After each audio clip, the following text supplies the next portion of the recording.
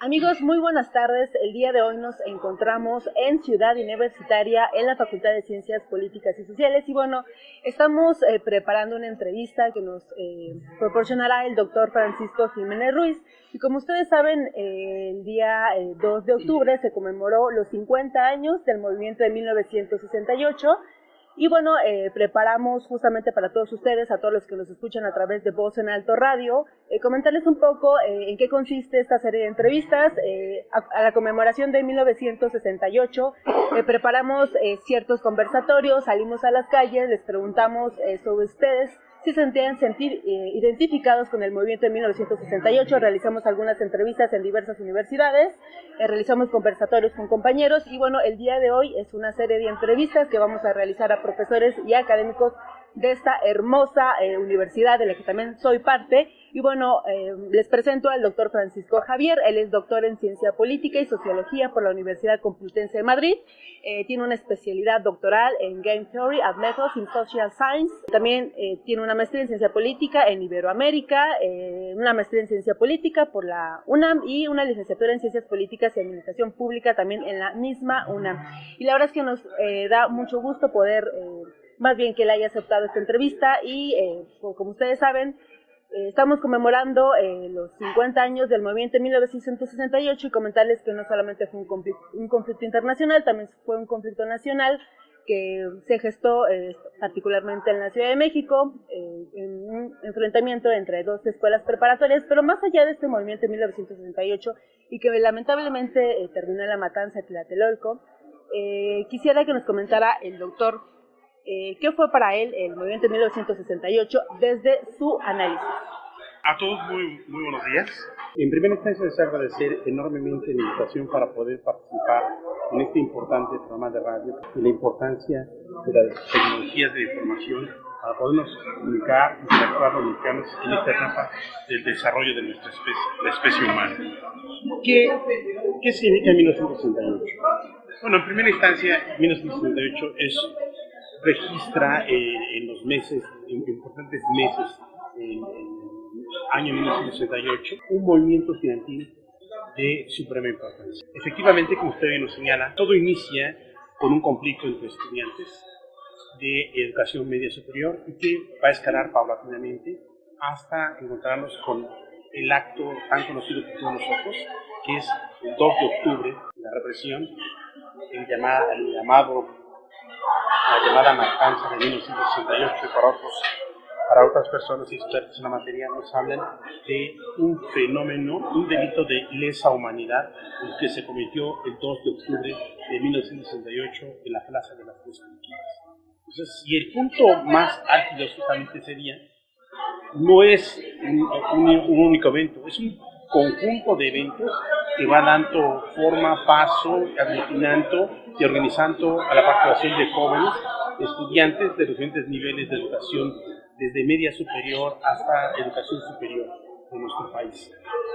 Los escenarios son diversos, son diferentes instalaciones de las instituciones académicas de diferentes grados académicos y diferentes áreas de conocimiento, donde el llamado el casco de Santo Tomás, Ciudad Universitaria, las preparatorias, son los escenarios donde se registran acontecimientos violentos por parte de la autoridad que operaba en su momento a nivel federal, la autoridad a cargo de las fuerzas federales, las fuerzas armadas y las fuerzas de represión que cometieron diversas actividades. Para muchos expertos, el movimiento estudiantil de 1968 es el punto de inicio de un largo proceso que va a desarrollar ya con el paso de los años y las décadas, un proceso primero de liberalización política y posteriormente un proceso de solicitud, reclamo y demanda, porque en el país se instaure una democracia que ponga fin a un larguísimo periodo de un régimen político derivado de la familia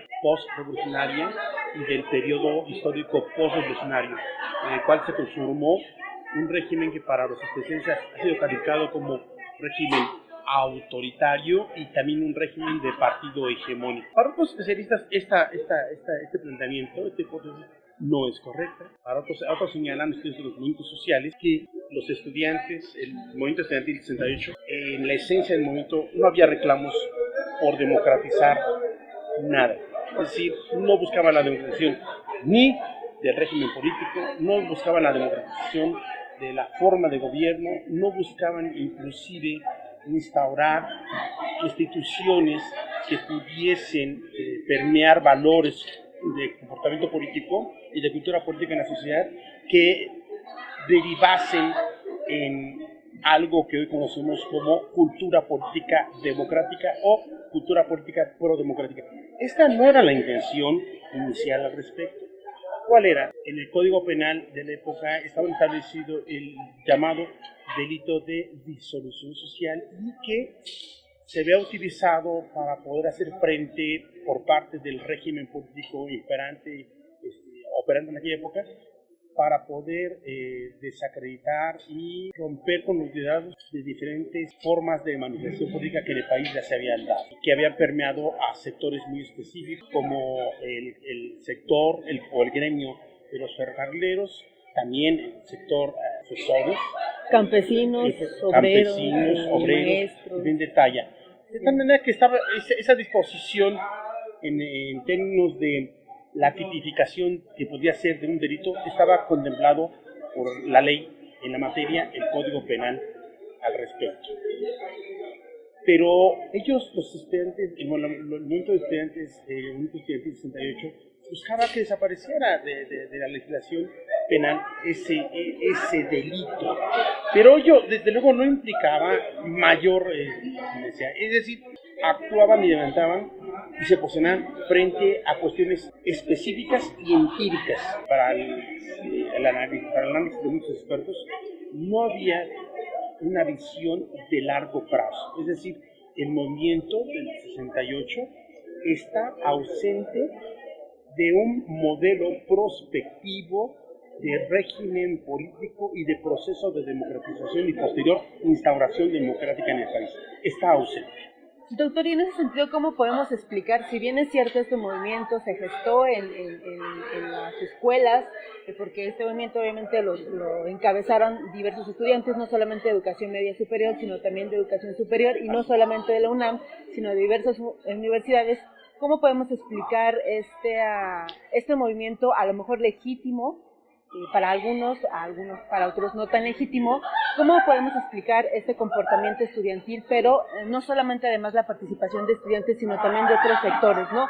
Vimos la participación de estudiantes, del acompañamiento de estos estudiantes de este movimiento, de otros sectores, de clase media, amas de casa, como usted bien lo comentaba, obreros. ¿Por qué se explica esta participación de otros actores que, si bien es cierto, la problemática no les afectaba directamente en su realidad?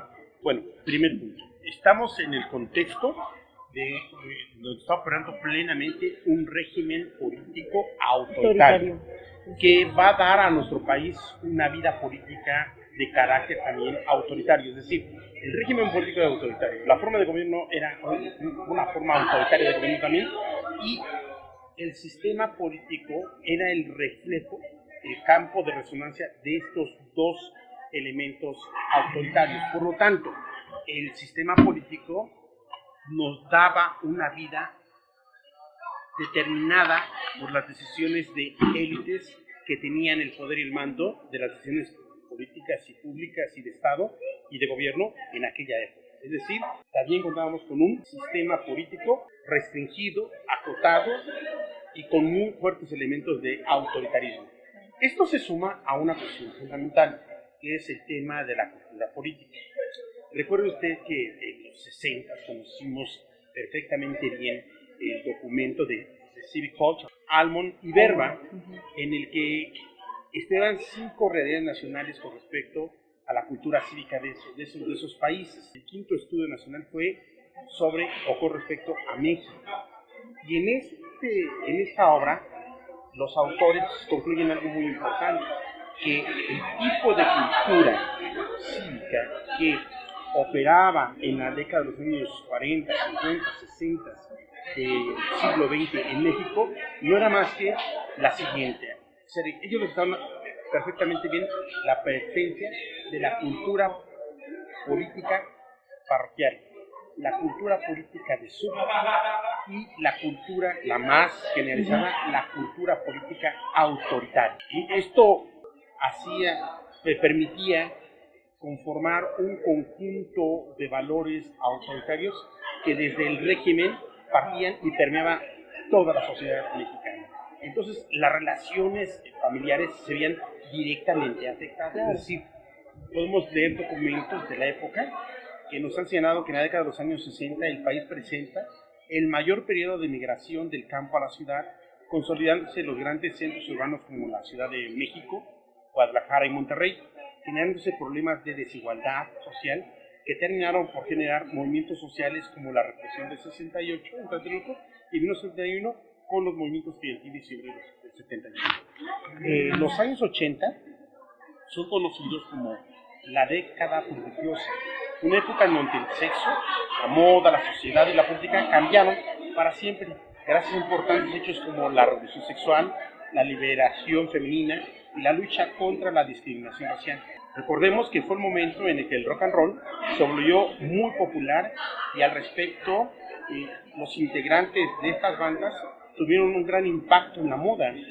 Las bandas de rock psicodélico de San Francisco fueron muy influyentes. Es decir, hay elementos en la sociedad que van a llevar comportamientos, van a reflejar comportamientos en algunos sectores de la sociedad de rebeldía, de protesta y de reclamo y de no aceptación de las formas tradicionales que dictan cómo debe comportarse la juventud, cómo debe ser la relación hombre-mujer, cómo debe ser, cómo las mujeres deben ser verdaderas portadoras de los valores morales y religiosos de la época. Y existen jovencitas, estudiantes que se ven altamente influenciadas justamente por esta idea de transmisión de nuevas formas de música, esto que hemos llamado las bandas de rock psicodélico, que partían como referente estos grupos de San Francisco, ¿no? Y que estos lograron una enorme influencia. Pero esta influencia no es local, usted bien lo señaló al inicio del programa, es un fenómeno mundial. Pues hay referentes mundiales, y piensa usted que ya tenemos un elemento fundamental de comunicación con nosotros. Tenemos desde luego la radio, la prensa escrita, pero la televisión aparece con una gran fuerza, con un impacto que logra transmitir en una velocidad récord y con imágenes fenómenos en otras partes del mundo, lo que pasaba en Francia, lo que pasaba en Estados Unidos, Checoslovaquia, en el mismo Reino Unido. La década de los 60 también van a constituir, o sea, más allá del 68, la década de los años 60 van a registrar un momento de verdadera transformación en las estructuras sociales, porque la relación padres e hijos se van a ver trastocadas. Los hijos empiezan a presentar comportamientos de rebeldía, ser un rebelde, y a veces sin causa, era símbolo de orgullo. A ver, además, pero ahorita ya fueron rebeldes con causa. Así es, todos los gérmenes, todos los principios que van a permitir que haya una cultura, la cultura de los hippies, todas las manifestaciones. De hecho, hay una anécdota interesantísima, que cuando los hippies cuando los Beatles se presentaban en sus conciertos, la gente encontraba ahí un espacio de liberación y de expresión, en donde corría todo tipo de elementos que alteraban el comportamiento humano a nivel psicológico. Así es. Entonces, dice que las personas saltaban, gritaban, vivían en un mundo estimulado por las drogas, y la música también, y que ya no prestaban atención a los músicos en particular, utilizaban la música como un vehículo de excitación, sí, aunado a los elementos químicos, y por lo tanto ellos paraban y sin embargo empezaban a tocar a destono, de manera no rítmica, de manera con falta de ritmo, desafinados, y eso lo aplaudían las multitudes, les encantaba, y se genera así una forma de músico de reprimir además atención a sus seguidores que les escuchan, que ni siquiera los toman en cuenta, y resulta que van a tener un efecto totalmente contrario, y les van a aplaudir y va a encantar, va a gustar. Entonces sí, hay un quiebre en las relaciones padres e hijos, es un quiebre generacional muy importante, culturalmente nuevas formas de comportamiento, por ejemplo, los peinados, A comienzos de los 60 se usaba el cabello corto con mucho volumen y los recogidos se convierten en el modo en que se expone en las revistas una forma nueva de peinados. Se trata de peinados que recurren al uso de la peluca para potenciar el volumen. Al tratarse de recogidos, se potencia el uso de los complementos para cabello, flores, lazos, cintas para recoger el pelo, diademas, broches, pedrería para adornar y los tocados, que podían ser de paño, con flores, piedras o plumas. A lo largo de 1962, por ejemplo, estos elementos abundan en las páginas de publicaciones de moda como un artículo específico, ¿no? Artículos específicos que usan a la venta, y que todo eso altera los patrones de referencia del gusto, de la moda, del peinado, de cómo vestir y desde luego el comportamiento de las personas. Ahora, la minifalda va a ser... También en esta década se presenta el corte bob, hito formal de la época a nivel estilístico. Era una construcción angular hacia adelante, geométrica, clara y bien definida, cómoda de usar, donde el brillo natural del cabello aparecía realzado. Vidal Sisson, de origen británico, fue el estilista creador de este modo específico, a través del cual liberó a la mujer de los años 60 de las largas sesiones de peluquería, con este corte que dejaba mover libremente el cabello liso sobre la frente. Mary Quant, una modista británica que popularizó la minifalda, y que esta era 15 centímetros sobre la rodilla, así quedó definido el lugar que ocuparía la minifalda desde que se mostró al mundo la primera vez el 10 de julio de 1964 en el desfile en el Mary Quant presentó una colección de verano con el modelo estrella que llamó Fiji. Entonces, esto es muy importante, ¿no?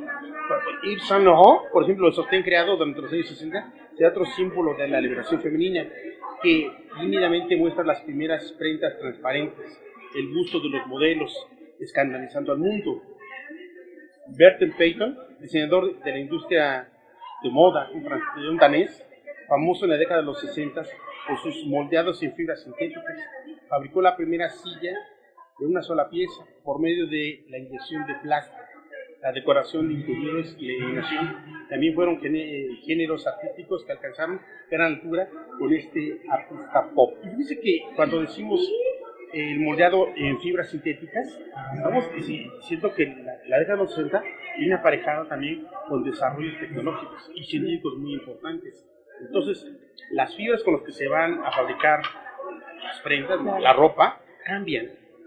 Esto permite modelos nuevos, colores nuevos, formas de cubrir el cuerpo de manera diferente, con un alto toque sensual. Entonces, esto porque la sociedad este sector de la sociedad está cambiando. Desde luego que hay sectores sumamente conservadores. Y tiene que ver los jóvenes que ubicamos en edades de 15, 16 años hasta los 29, 33 años de edad más o menos, experimentan fuertemente este tipo de cambios transformaciones. Es decir, la sociedad, en primera instancia de manera prácticamente imperceptible y después de manera muy perceptible, va cambiando en aspectos de moda, forma de vestir, sus padres, los jóvenes, y esto no se debe detectar que también está generando nuevas formas de asociación en el contexto de cada sociedad. De convivencia, ¿no? Nuevas formas de convivencia, nuevos mecanismos para la convivencia, y esto nos está diciendo que es ya el advenimiento, el periodo de tránsito e instauración de una sociedad con nuevos valores. Sí, parte importante que de este movimiento en 1968 justamente, ¿no? Es esta parte de libertad de expresión, ¿no? Esta cuestión también creo que tiene que ver mucho no solamente la conducta, las acciones de los estudiantes, sino también en su forma de vestir, que es lo que ustedes están analizando. Y por ejemplo, doctor, estuvimos entrevistando a diversos estudiantes en algunas universidades y muchos de ellos les hacemos la siguiente pregunta. Si de alguna manera se sentían identificados con este movimiento de 1968, seguramente muchos de nosotros no habíamos nacido, pero sí tenemos referencias, no solamente en los libros, en los periódicos, sino también de ciertos compañeros que a través de su testimonio nos han permitido recrear justamente esto que sucedió, esto que pasó. Y muchos de ellos era muy curioso que platicaban que no se sentían identificados, que no veían en el movimiento de 1968 un parteaguas para los futuros movimientos y protestas sociales más cercanas. Por ejemplo, estamos hablando de, a lo mejor el movimiento más cercano que tuvimos pues fue lo del movimiento 132, lo de Ayotzinapa, ahorita recientemente el ataque que vivió Rectoría con estos grupos porriles, etcétera, y cierto tipo de manifestaciones y movimientos políticos que se han gestado desde las universidades. ¿Usted por qué cree que a veces compañeros no se sientan identificados con este movimiento de 1968, que a lo mejor para otros como nosotros podemos sentir cierta cercanía a ese movimiento, a esa protesta que surgió, que emanó desde las universidades, ¿no? La respuesta fundamental es porque hay abismos generacionales entre la generación de los años 60, que es la generación que llevó a cabo el movimiento del 68, hay un abismo generacional. El México entonces está muy lejano, tiene muy poco que ver con el México contemporáneo. En el México de los años 60 tenemos un régimen autoritario donde gobernaba la familia postrevolucionaria con un esquema de autoridad muy claro y una visión totalmente vertical, en donde a pesar de que el Constitución del 17 establece la división de poderes y el elemento de equilibrio entre ellos y establece que no debe haber supremacía de ninguno contra otro por los candados constitucionales del 17, en la realidad el régimen autoritario genera la supremacía del poder ejecutivo federal con respecto a los otros dos poderes, el legislativo y el judicial. Hoy en día vivimos en una democracia. Vivimos en una democracia minimalista, es cierto, es decir, una democracia procedimental, pero que dada la experiencia del 1 de julio de 2018, en la elección presidencial, vimos que el pueblo se decantó por una fuerza política diferente a la derecha y diferente a las fuerzas políticas de centro-derecha. No expresa su voluntad de esta manera y genera algo muy importante, de la fehaciente demostración de que emitir la voluntad política de los ciudadanos a través de un voto tiene resultados reales. Eso en 2018, en 68 y como punto de referencia, y todas las elecciones federales para presidente de la República, para congresos y presidentes municipales que se evitan antes del 68, desde luego que no son el reflejo directo de la voluntad ciudadana, es decir, es el reflejo directo de la voluntad de los decisores. De una élite política. De una élite política que estaba al frente del régimen político y que se sentía el heredero del proyecto de la Revolución Mexicana y que entendía que esto estaba basado en la idea de un nacionalismo revolucionario. Hoy en día, la idea de la revolución ya no está presente en las discusiones políticas ni de los expertos, politólogos, sociólogos, antropólogos, economistas, no está presente en las discusiones de ellos, pero tampoco forma parte de los referentes sociales y políticos de la juventud de nuestros tiempos. Es decir, aquel entonces la revolución importaba, era parte de la propaganda política. Hoy en día ese referente no está, es una sociedad que ha cambiado y que ha instaurado una democracia y que ha iniciado a partir del 1 de julio pasado el proceso de la consolidación política, claramente porque asumirá el poder el próximo 1 de diciembre un político proveniente de fuerzas políticas diferentes a las que conformaron el régimen autoritario. Estos elementos que usted menciona nos hace identificar claramente por qué sí se siente identificado un estudiante y por qué no.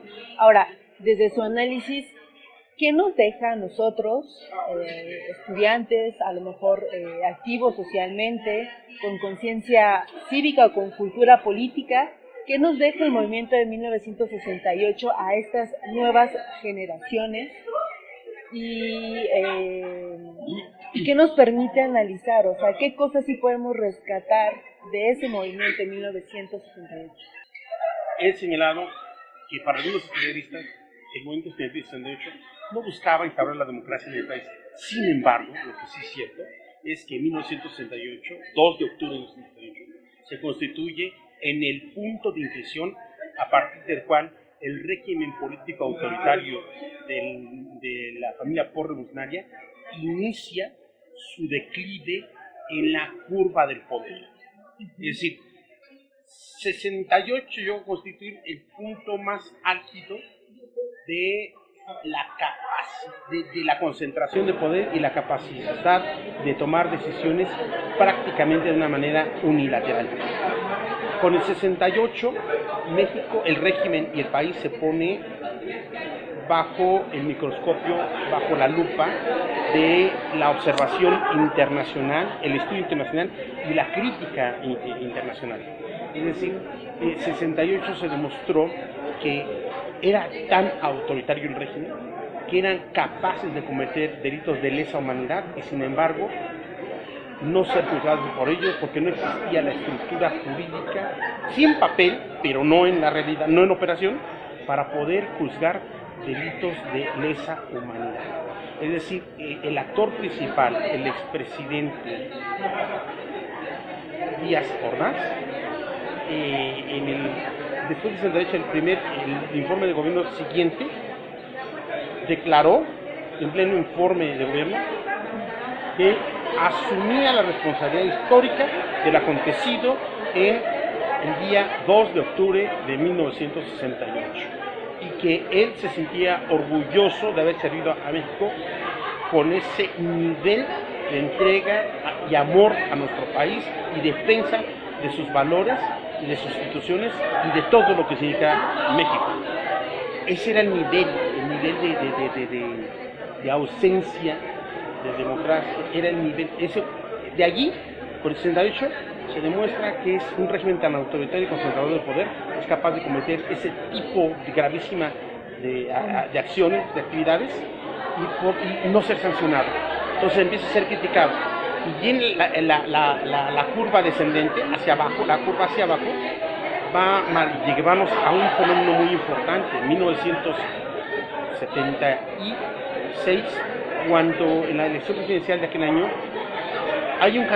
prácticamente hay un candidato único a la presidencia de la República, José López Portillo. Entonces, cuando ya asume el poder como presidente, encarga a un famosísimo político mexicano, don Jesús Ríos Heroles, encarga la operación de instrumentación, operar la reforma política que va a dar nacimiento a la LOPE y que es el punto a partir del cual los expertos consideran que inicia el proceso de liberalización política, que tiene que dar cabida a las oposiciones políticas. Pues si en un régimen no hay oposición, entonces eso no es democracia, eso es una dictadura. Y en el caso mexicano era un férreo autoritarismo. Entonces deviene, el 68 primero es el punto de inflexión, de pérdida donde el régimen empieza a perder legitimidad, y también niveles de dosis de poder importantes, pero llega a 77 donde tiene que realizarse la apertura política, el proceso de decisión política, que ya no va a parar, porque de reformas a reformas electorales a nivel constitucional va a llegar a una muy importante reforma político-constitucional en materia político-electoral, que es justamente la reforma de 1996, que sienta las bases para que haya igualdad de condiciones para la política política y permite que México acceda a la alternancia en el poder ejecutivo federal.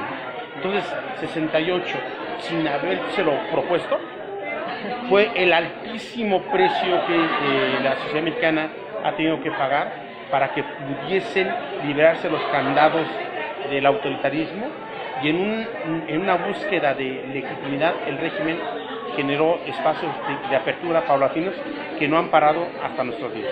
Y por ejemplo, en ese sentido, hay algunos elementos que usted comenta, ¿no? que pues no es igual, ¿no? El movimiento de 1968 y lo que actualmente vivimos en el 2018.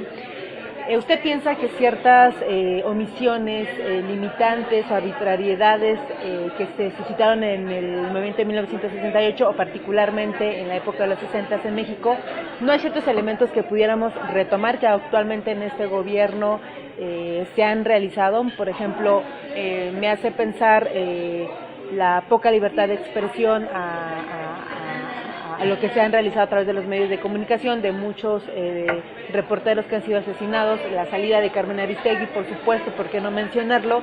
Y también algunos hechos que usted comentaba de lesa humanidad, que hasta el momento no se ha podido aclarar, como por ejemplo la desaparición de los 43 normalistas de Ayotzinapa.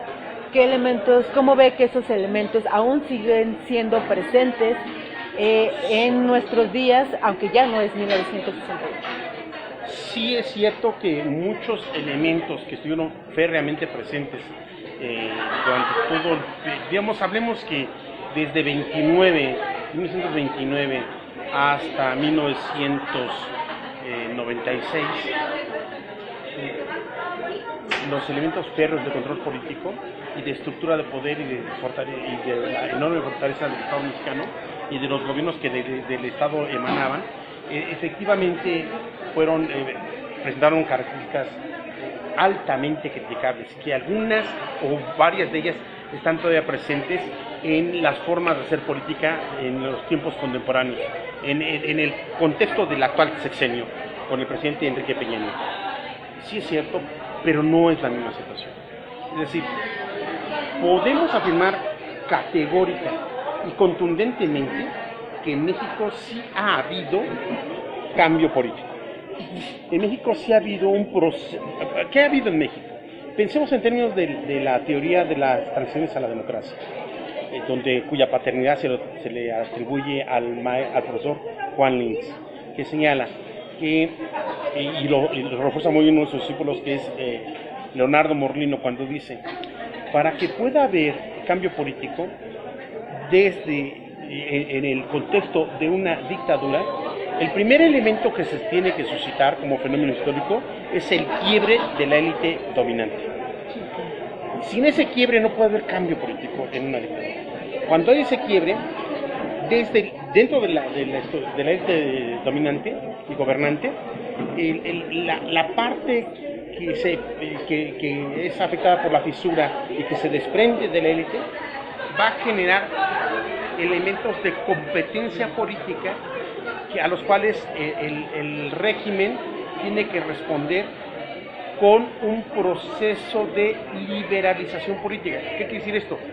Con un conjunto de decisiones políticas que genera concesiones, entre comillas, a los opositores para mitigar esa fuerza opositora. Dos, cuando una vez que se inicia el proceso de decisión política, este ya no se detiene, invariablemente vamos a pasar de la liberación política a un proceso que va a llevar el periodo de la etapa de la transición propiamente dicha, donde se transita y se instaura un régimen democrático, un régimen político democrático. En el proceso de la transición todavía quedan hay todavía elementos del viejo régimen que coexisten con los elementos del nuevo régimen político, pero que paulatinamente el nuevo régimen va a perfilarse y mejor dibujarse hasta lograr establecerse plenamente en una orientación democrática. Después del periodo de la transición viene el periodo de la consolidación democrática, luego le sigue a este periodo el periodo de la perdurabilidad de la democracia y la otra etapa que es el periodo donde se mide la calidad de la democracia. Es una teoría que tiene una visión bastante lineal y consecutiva. Es progresiva la visión de esta teoría. Bueno, en México, al darse y suscitarse el fenómeno de liberación política, no va a parar. Y es más, los cambios en materia político-electoral continúan presentes en nuestro país, a pesar de que se ha logrado instaurar una democracia electoral o una democracia procedimental llamada modelo de democracia minimalista. Entonces, los actos por ejemplo, el tema de la libertad de expresión. En los 60, en las épocas más álgidas, más fuertes del régimen político autoritario del periodo post-revolucionario y de la familia post-revolucionaria, prácticamente no había espacios de libertad de expresión. Hoy nos podemos quejar mucho, pero hay espacios de libertad de expresión. Lo que es cierto es que no podemos afirmar que haya una libertad de expresión plena. No la hay. No hay libertad de expresión plena. No está garantizado el derecho de libertad de expresión al 100%, pero sí está por niveles por arriba del 65%. ¿Es deseable llegar a niveles del 100% o cercanos a ellos? Sí, desde luego. Y se está trabajando al respecto. Carmen Aristegui es una prueba empírica, es una realidad fehaciente que demuestra que en el gobierno actual hemos tenido gravísimos problemas de libertad de expresión pero que de ninguna manera se comparan con las prácticas que en los 60 se tenían, porque es cierto también que hoy mueren atribullados, son asesinados por la vía del homicidio. Muchos comunicadores, muchos periodistas pierden la vida, y también pierden la vida por creer en la libertad de expresión y por tratar de dar a conocer a la ciudadanía, a la población en general, lo que está sucediendo en los sótanos del poder. Pero ahora es posible buscar, rastrearlos, presentar la denuncia, es posible acudir a una Comisión Nacional de Derechos Humanos, que antes no existía, ¿no? O una Comisión Estatal de Derechos Humanos que en el pasado no existían. Claro. No había un diseño institucional que permitiera que las víctimas de la ausencia de libertad de expresión pudieran acudir a espacios específicos o sus familiares. Hoy sí lo hay. Eso marca una diferencia estructural enorme, verdaderamente. No estamos en el mejor estadio, pero sin duda alguna no es comparable con el anterior.